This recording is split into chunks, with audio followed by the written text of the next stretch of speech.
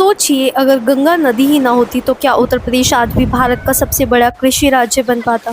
क्या प्रयागराज का संगम होता? क्या वाराणसी दुनिया के सबसे प्राचीन जीवित शहरों में गिना ओम जाता? गंगे। और क्या करोड़ों लोगों की खेती, पीने का पानी और रोजगार उसी तरह चलता जैसे आज चलता है? इसका जवाब है शायद नहीं। आज के इस वीडियो में हम गंगा और उसकी सभी महत्वपूर्ण सहायक नदियों के बारे में समझेंगे। लेकिन सबसे पहले एक सवाल है, आखिर गंगा इतनी महत्वपूर्ण क्यों है? तो इसका जवाब सिर्फ धार्मिक नहीं बल्कि भौगोलिक भी है। उत्तर प्रदेश की लगभग पूरी जल निकासी व्यवस्था यानी ड्रेनेज सिस्टम गंगा पर आधारित है। राज्य की अधिकांश नदियां गंगा में आकर मिलती हैं और इसी कारण गंगा बेसिन उत्तर प्रदेश का सबसे बड़ा नदी बेसिन। अगर खेती की बात करें तो गंगा और उसकी सहायक नदियां लाखों हेक्टेयर भूमि की सिंचाई करती हैं। अगर शहरों की बात करें तो कानपुर, प्रयागराज, वाराणसी, गाजीपुर जैसे अनेक बड़े शहर गंगा के किनारे विकसित हुए हैं। अगर अर्थव्यवस्था की बात करें तो सिंचाई, मत्स्य पालन, पर्यटन, धार्मिक गतिविधियां और इनलैंड वाटर ट्रांसपोर्ट सब में गंगा की महत्वपूर्ण भूमिका है। एग्जाम में भी से जुड़े क्वेश्चंस बहुत बार पूछे जाते हैं। तो सबसे लेकिन आगे बढ़ने से पहले एक बहुत बड़ी गलती सुधार कर लेते हैं। अधिकांश छात्र सोचते हैं कि गंगा सीधे गंगोत्री से गंगा नाम से निकलती है, जबकि ऐसा नहीं है। यहीं से सबसे ज़्यादा प्रश्न पूछे जाते हैं। असल में गंगोत्री हिमनद से जो नदी निकलती है उसका नाम गंगा नहीं बल्कि भागीरथी होता है। फिर देवप्रयाग में भागीरथी और अलकनंदा का संगम होता है, उसके बाद इस नदी का नाम गंगा पड़ता है। तो अब सवाल उठता है, भागीरथी कहाँ से निकलती है, अलकनंदा कहाँ से आती है, देवप्रयाग इतना महत्वपूर्ण क्यों और गंगा का पूरा सफर हिमालय से लेकर उत्तर प्रदेश तक कैसा है? अगर एग्जाम में गंगा का उद्गम पूछा जाए तो आपका जवाब होना चाहिए गंगोत्री ग्लेशियर। लेकिन कहानी यहीं खत्म नहीं होती। उत्तराखंड के उत्तरकाशी जिले में स्थित गंगोत्री हिमनद यानी गंगोत्री ग्लेशियर के एक स्थान को गौमुख कहा जाता है। यहीं से एक नदी निकलती है, लेकिन उसका नाम गंगा नहीं होता है, उस नदी का नाम होता है भागीरथी। तो गंगोत्री ग्लेशियर से भागीरथी निकलती है। एग्जाम में अगर स्टेटमेंट बेस्ड क्वेश्चन आता है, जैसे कि स्टेटमेंट 1, अगर Ganga originates from Gangotri glacier, statement 2, river emerging from Gangotri glacier is called Ganga, तो पहला स्टेटमेंट सही है लेकिन दूसरा गलत है, क्योंकि शुरुआत में नदी का नाम भागीरथी होता है। अब इससे जुड़ी पौराणिक कथा को सुनते हैं। भागीरथी नाम का संबंध राजा भागीरथ से माना जाता है। पौराणिक मान्यता के अनुसार राजा भागीरथ ने कठोर तपस्या करके गंगा को स्वर्ग से पृथ्वी पर लाने का प्रयास किया था। अब दूसरी नदी की बात करते हैं जिसका नाम अलकनंदा है। ये संतोपद ग्लेशियर से निकलती है। अलकनंदा बहुत महत्वपूर्ण नदी है क्योंकि ये पंच प्रयाग बनाती है। पहला प्रयाग है विष्णु प्रयाग, यहाँ धौली गंगा और अलकनंदा मिलती है। दूसरा है नंद प्रयाग, यहाँ नंदाकिनी नदी अलकनंदा से मिलती है। तीसरा है कर्ण प्रयाग, यहाँ पिंडा नदी अलकनंदा से मिलती है। चौथा है रुद्रप्रयाग, यहाँ मंदाकिनी और अलकनंदा का संगम होता है। केदारनाथ से आने वाली मंदाकिनी नदी यहीं अलकनंदा से मिलती है। पांचवा है देवप्रयाग और ये सबसे महत्वपूर्ण है, यहाँ भागीरथी और अलकनंदा का संगम होता है। इसी क्षण भागीरथी का नाम बदलकर गंगा हो जाता है। अब देखते हैं गंगा का पूरा सफर। देवप्रयाग से गंगा दक्षिण की ओर बहती हुई ऋषिकेश और हरिद्वार पहुंचती है। हरिद्वार वह स्थान है जहाँ गंगा हिमालय को छोड़कर उत्तरी भारत के विशाल मैदानों में प्रवेश करती है। यही कारण है कि हरिद्वार को गंगा का प्रवेश द्वार भी माना जाता है। तो एंट्री पॉइंट जो है गंगा का यूपी में वो बिजनौर है। बिजनौर से आगे गंगा उत्तर प्रदेश के अनेक महत्वपूर्ण जिलों से होकर बहती है। इनमें प्रमुख है बिजनौर, मेरठ, कन्नौज, कानपुर, फतेहपुर, प्रयागराज, मिर्जापुर, वाराणसी और गाजीपुर। और अंत में गंगा बलिया जिले से उत्तर प्रदेश छोड़कर बिहार में प्रवेश करती है। तो एंट्री बिजनौर से होती है, एग्जिट बलिया से होती है। तो इन दो जिलों को कभी मत भूलिए। अब तक हमने गंगा का उद्गम, पंचप्रयाग और उत्तर प्रदेश तक का सफर समझ लिया, लेकिन अगर गंगा अकेली होती तो शायद वे इतनी विशाल नदी कभी नहीं बना पाती। गंगा को शक्ति देती है उसकी सहायक नदियाँ। उत्तर प्रदेश और उसकी सहायक नदियाँ गंगा में आकर मिलती है। यही कारण है कि गंगा भारत का सबसे बड़ा नदी तंत्र बनाती है। तो चलिए इसे समझते हैं। तो सबसे पहले बेसिक कॉन्सेप्ट समझते हैं। जब कोई छोटी नदी किसी बड़ी नदी में जाकर मिलती है तो उसे ट्रिब्यूटरी यानी सहायक नदी कहते हैं। उदाहरण के लिए गोमती, गंगा, घाघरा और यमुना, ये सभी गंगा की सहायक नदियां हैं। लेकिन अब सवाल आता है, लेफ्ट बैंक ट्रिब्यूटरी और राइट बैंक ट्रिब्यूटरी में अंतर क्या है? मान लीजिए आप नदी के प्रवाह की दिशा में खड़े हैं, यानी आपका चेहरा उसी दिशा में जिस दिशा में नदी बह रही है। अब जो नदी आपकी बाईं ओर से आकर मुख्य नदी में मिलेगी उसे लेफ्ट बैंक ट्रिब्यूटरी कहा जाएगा, और जो नदी दाईं ओर से आकर मिलेगी उसे राइट बैंक ट्रिब्यूटरी कहा जाएगा। एग्जाम में कई बार पूछा जाता है यमुना लेफ्ट बैंक ट्रिब्यूटरी है, राइट बैंक है। अब शुरू करते हैं गंगा की सबसे महत्वपूर्ण लेफ्ट बैंक ट्रिब्यूटरीज। तो पहली है रामगंगा। ये उत्तराखंड के दूधातोली पर्वत से निकलती है। बिजनौर, मुरादाबाद, बरेली, शाहजहांपुर और हरदोई से होकर कन्नौज के पास गंगा में मिल जाती है। दूसरी है गोमती नदी। ये पीलीभीत के गोमत ताल से निकलती है। लखनऊ, सुल्तानपुर और जौनपुर से होकर गाजीपुर के पास कैथी में गंगा में मिलती है। तीसरी और सबसे शक्तिशाली हिमालयी सहायक नदी है घाघरा। नेपाल में इसे कर्णाली कहा जाता है और अयोध्या के आसपास यही नदी सरयू कहलाती है। अंत में ये बिहार के छपरा के पास गंगा में मिलती है। तो और चौथी है गंडक नदी, ये नेपाल में इसको नारायणी नाम से जाना जाता है, ये बिहार के हाजीपुर के पास गंगा में मिलती है। पांचवी है कोसी नदी, ये हिमालय से निकलने वाली एक बेहद महत्वपूर्ण नदी है, इसे बिहार का शोक भी कहा जाता है क्योंकि ये बार बार अपना मार्ग बदलती है और बाढ़ लाती है। हालांकि इसका अधिकांश प्रभाव बिहार में है, लेकिन गंगा की लेफ्ट बैंक ट्रिब्यूटरीज में इसका नाम जरूर याद रखें। तो इसको याद रखने की आसान ट्रिक है RGGG के। आर से रामगंगा, जी से गोमती, जी से घाघरा, जी से गंडक, के से कोसी। अब बात करते हैं राइट बैंक ट्रिब्यूटरीज की। तो सबसे पहली ट्रिब्यूटरी है यमुना नदी। यमुना सबसे महत्वपूर्ण नदी मानी जाती है, गंगा की सबसे राइट बैंक ट्रिब्यूटरी, और ये सबसे इम्पोर्टेंट नदी मानी जाती है। फिर बात करते हैं सोन नदी की। तो ये सोन नदी है, इसका उद्गम अमरकंटक पठार से होता है, ये पटना के पास गंगा में मिलती है। फिर आती है तमसा यानी टॉन्स नदी, ये गंगा की महत्वपूर्ण राइट बैंक ट्रिब्यूटरी और रामायण में इसका विशेष उल्लेख मिलता है। बाकी ट्रिब्यूटरीज है पुनपुर, दामोदर, इनका अधिकांश भाग बिहार और झारखंड में, लेकिन परीक्षा की दृष्टि से इन्हें भी याद रखना जरूरी है। इनको आप ऐसे याद रख सकते हैं YTSPT, यमुना, तमसा, सोन, पुनपुन, दामोदर।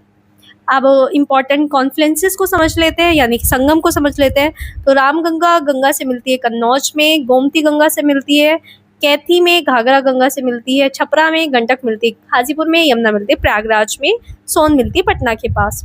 इनमें से सबसे ज्यादा प्रयागराज संगम के बारे में पूछा जाता है। तो अब तक हमने गंगा की उत्पत्ति, उसका पूरा सफर, उसकी सभी प्रमुख सहायक नदियों के बारे में समझ लिया, लेकिन क्या आपने सोचा है कि गंगा को यूपी की लाइफलाइन क्यों कहा जाता है? तो इसके पीछे भूगोल, कृषि और अर्थव्यवस्था का उतना ही बड़ा योगदान है जितना धार्मिक है। तो चलिए अब गंगा को एक नदी नहीं बल्कि उत्तर प्रदेश के विकास रेखा के रूप में समझते हैं। हरिद्वार से मैदानों में प्रवेश करने के बाद गंगा उत्तर प्रदेश के बिजनौर जिले से प्रवेश करती है। इसके बाद ये पश्चिमी उत्तर प्रदेश से पूर्वी उत्तर प्रदेश तक लगभग पूरे राज्य को जोड़ती हुई बहती है। अंत में ये बलिया जिले से बिहार में प्रवेश करती है।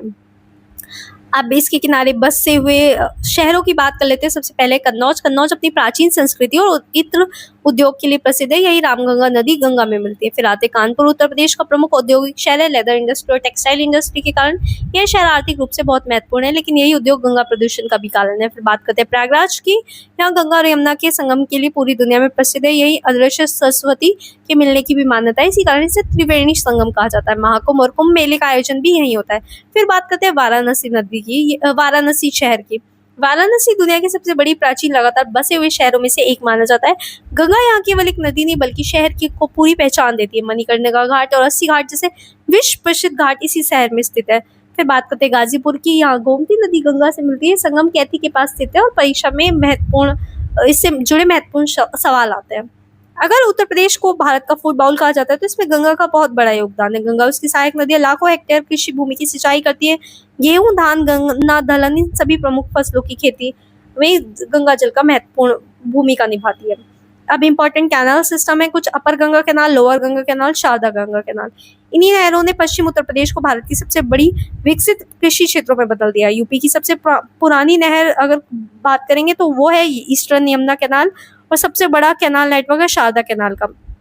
अब बात करते हैं गंगा के एक औद्योगिक आधुनिक उपयोग की। क्या आप जानते हैं भारत का सबसे बड़ा नेशनल वाटरवे गंगा पर ही स्थित है? तो इसका रूट है प्रयागराज, वाराणसी, पटना, कोलकाता, हल्दिया, और इसकी लेंथ है 1620 किलोमीटर। पहले भारी सामान केवल सड़क या रेलवे के मार्ग से भेजा जाता था, लेकिन अब इनलैंड वाटर ट्रांसपोर्ट के माध्यम से भी भेजा जाता है। इसमें कॉस्ट कम पड़ता है, फ्यूल की बचत होती है, पोल्यूशन भी कम होता है। अब बात करते हैं गंगा उत्तर प्रदेश की अर्थव्यवस्था की रीढ़ क्यों कहलाती है। इसके 5 बड़े कारण है। पहला है कृषि। सिंचाई के बिना उत्तर प्रदेश की कृषि की कल्पना करना मुश्किल है। दूसरा है ड्रिंकिंग वाटर, लाखों लोगों के पीने का पानी गंगा और उसकी सहायक नदियों से मिलता है। तीसरा इंडस्ट्रीज, चीनी उद्योग, कपड़ा उद्योग, चमड़ा उद्योग, कई उद्योगों का पानी गंगा और उसकी सहायक नदियों से मिलता है। फिर आता है टूरिज्म। वाराणसी, प्रयागराज और अन्य धार्मिक स्थलों पर हर साल करोड़ों श्रद्धालु आते हैं, इसमें स्थानीय अर्थव्यवस्था का बड़ा लाभ मिलता है। फिर आते हैं फिशरीज। गंगा मछली पालन का भी एक महत्वपूर्ण स्रोत है, हजारों परिवार अपनी आजीविका के लिए इस पर निर्भर है। लेकिन जितनी महत्वपूर्ण गंगा है उतनी बड़ी चुनौती इसका प्रदूषण भी है।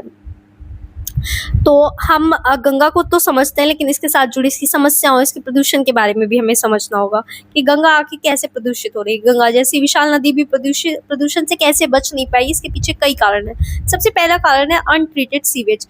बड़े शहरों का गंदा पानी बिना पूरी तरह साफ किए सीधे गंगा में छोड़ दिया जाता है। कानपुर जैसे औद्योगिक शहरों में लेदर इंडस्ट्रीज, टेक्सटाइल इंडस्ट्री और अन्य कारखानों से निकलने वाला सीवेज भी गंगा में पहुंचता है। फिर आप बात करते हैं रिलीजियस एक्टिविटीज की। पूजा सामग्री, मूर्ति विसर्जन और अन्य धार्मिक गतिविधियों से भी प्रदूषण बढ़ता है। फिर बात करते हैं सिंगल यूज प्लास्टिक और अन्य ठोस कचरा भी गंगा की जल गुणवत्ता को प्रभावित करता है। आप बात करते हैं वाटर क्वालिटी इंडिकेटर्स की, तो ये एक ऐसा कॉन्सेप्ट है जिसे एग्जाम में कई बार पूछा जाता है कि किस नदी का पानी साफ है या नहीं, ये कैसे पता चलता है। इसके लिए वैज्ञानिक कुछ इंडिकेटर्स का उपयोग करते हैं। तो वाटर में जितनी अधिक डिजोल्व ऑक्सीजन होगी, एक्वेटिक लाइफ उतनी बेहतर होगी। इसको डीओ यानी डिजोल्व ऑक्सीजन बोलते हैं। हाई डीओ का मतलब है गुड वाटर क्वालिटी। फिर बात करते हैं बीओडी की, बायोकेमिकल ऑक्सीजन डिमांड। अगर पानी में बहुत अधिक ऑर्गेनिक वेस्ट होगा तो उसे तोड़ने के लिए माइक्रो ऑर्गेनिज्म की अधिक ऑक्सीजन चाहिए होगा, यानी बीओडी बढ़ जाएगी। रूल यानी हाई बीओडी मतलब हाई पॉल्यूशन। फिर बात करते हैं सीओडी की, केमिकल ऑक्सीजन डिमांड। सीओडी पानी में मौजूद केमिकल पॉल्यूटेंट्स का संकेत देता है। इस हाई सीओडी का मतलब होता है पुअर वाटर क्वालिटी। अब बात करते हैं गंगा कंजर्वेशन प्रोग्राम्स की। तो सरकार ने गंगा को साफ करने के लिए कौन कौन से कदम उठाए, इसके बारे में जानते हैं। गंगा एक्शन प्लान, इसे लॉन्च किया गया था 1985 में। प्राइम मिनिस्टर राजीव गांधी ने इसे लॉन्च किया था। इसका ऑब्जेक्टिव था sewage treatment, pollution control, water quality improvement.